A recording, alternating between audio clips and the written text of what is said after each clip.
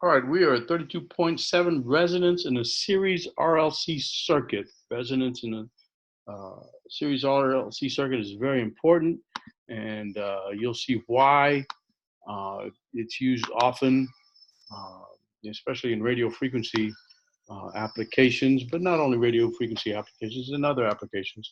Um, Oops, I'm a little ahead of myself. I need to back up. Uh, yeah, okay. That's where we ended on the minus 10 and plus 10. Okay, resonance in an RLC circuit. Um, we have an RLC circuit, delta VR, delta VL, delta VC, when the components are RL and C in series. So we know that the IRMS is equal to delta VRMS divided by Z, the impedance. And what is the impedance? The impedance is the impedance is the square root of R squared plus X sub L minus X sub C, quantity squared. Now, the uh, uh, the resonance occurs when X sub L equals X sub C. Well, what is X sub L? X sub L is omega L, and X sub C is 1 over omega C.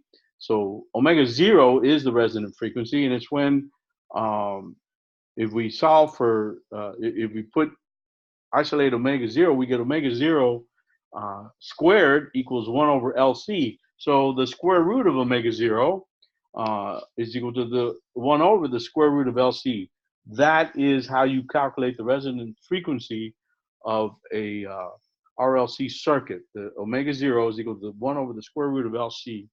Um, what is the impedance of a series RLC circuit at resonance? Well, let's look up here. If X sub L minus X sub C is equal to 0 at resonance, then it's purely resistive. What is the impedance of a series RLC circuit at resonance? It's larger than R? No, less than R. It is equal to R.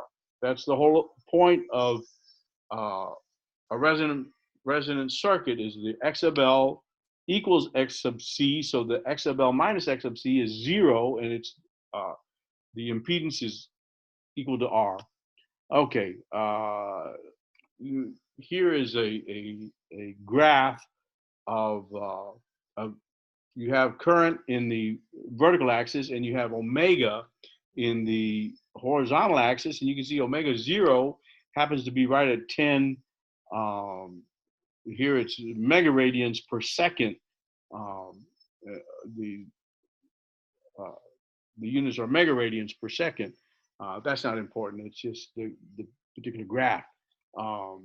So IRMS is equal to V delta VRMS divided by the impedance, where the impedance is equal to the square root of R squared plus X sub L minus X sub C squared.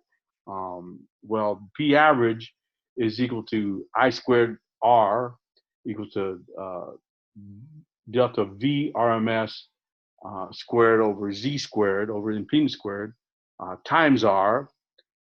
So delta VRMS squared R divided by Z squared, you take away the square root, R squared plus X sub L minus X sub C squared. Now, we're going to use a little trick here where X sub L minus X sub C squared becomes omega L minus 1 omega C. That's simply the definitions of inductive reactance and capacitive reactance.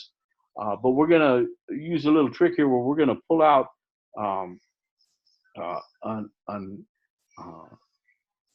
L over L squared over omega squared, and L squared over omega squared times omega squared minus omega 0 squared squared. Now, if you multiply that out, if you substitute omega 0 equal 1 over actually, it's easier to use omega squared. If you use omega squared equal to 1 over LC, you'll see that that is the equivalent equation. I'm tempted to Okay, I'll just do it.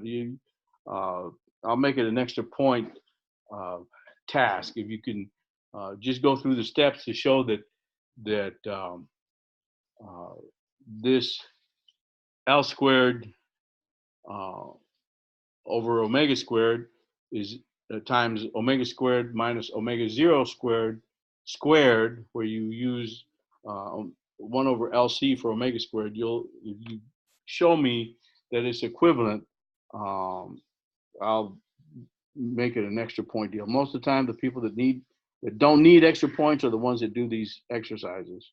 Okay, let's keep going. So now that we're going to use this L squared over omega squared times omega squared minus omega zero squared, we're going to use that in here. Now, if you multiply top and bottom of the numerator and the denominator by omega squared, it drops the L squared over omega squared, and it's just you get this delta V RMS squared over R omega squared times R squared omega squared plus um, L squared times omega squared minus omega zero squared. That's a lot to say, but it's all there. Now, at resonance, when omega equals omega squared, this term becomes 0, and all you're left with is delta VRMS squared over R omega squared over R squared omega squared. Well, that reduces to VRMS squared over R, and that is just the power that you get when you get a purely resistive circuit. Um, so uh, when omega equals minus omega squared, this P average simplifies into delta VRMS squared over R. You can add that uh, to the extra point calculation all on one sheet, and I'll accept it.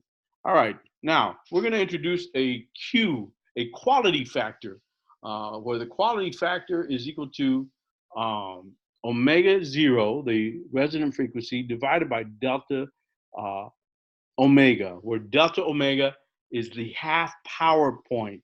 And you can see that as R decreases, the width of the half power point, the delta omega gets smaller and smaller and smaller. So the trick of having a high Q circuit, which is what you want, a high Q circuit is to make the bandwidth as small as possible.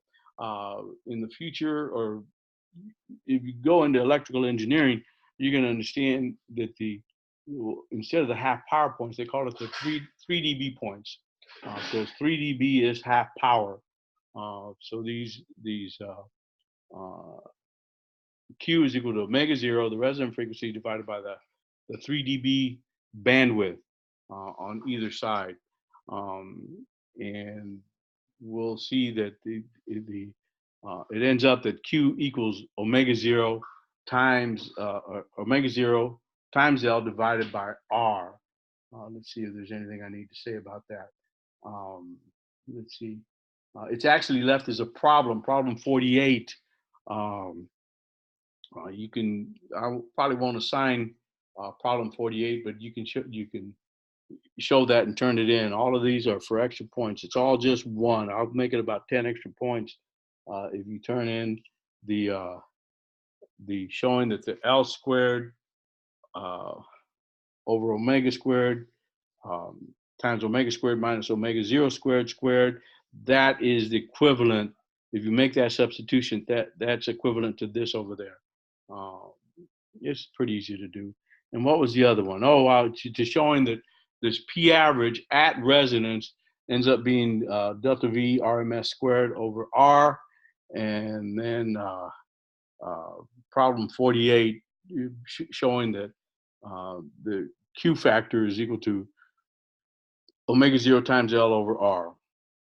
Okay, now they are used. It's used in now, this is an old-timey radio, but they're used, tank circuits are used to like in receivers, where one of these dials for turning the station, tuning the station, was actually varying a capacitor that had these vanes, multiple vanes. I may have shown you a picture early when we did capacitors, and these multiple vanes vary the capacitance, so you're varying the capacitance to bring in the frequency, the select frequency that you want.